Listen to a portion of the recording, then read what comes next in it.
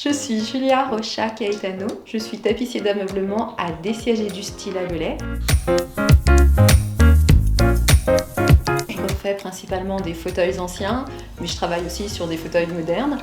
Je confectionne aussi des rideaux sur mesure et je pose aussi de la toile tendue au mur. Ce qui me plaît énormément, c'est de pouvoir voir avec les clients, d'être là, de les entourer, de les guider sans être trop intrusive. C'est vraiment ce côté rapport clientèle qui me plaît. Chaque fois que je refais des fauteuils, j'ai toujours des chutes de tissu dont je ne sais pas quoi faire, qui sont souvent trop petites pour faire un coussin ou autre, mais j'ai pas envie de les jeter parce qu'elles sont vraiment belles, de qualité et puis assez onéreuses. Donc je les gardais, ces chutes, en me disant à un moment ou à un autre, je vais les utiliser, je saurai quoi en faire. Et enfin, en 2021, j'ai eu l'idée de pouvoir créer des sacs à main à partir de ces chutes de tissu d'ameublement. J'ai donc tout de suite foncé tête baissée à imaginer une forme, patronner, essayer de coudre. Et les résultats, évidemment, comme c'était un premier essai, ils n'étaient pas très concluants. C'est là aussi où j'ai remarqué toutes les difficultés techniques et les contraintes qu'il allait falloir que je contourne.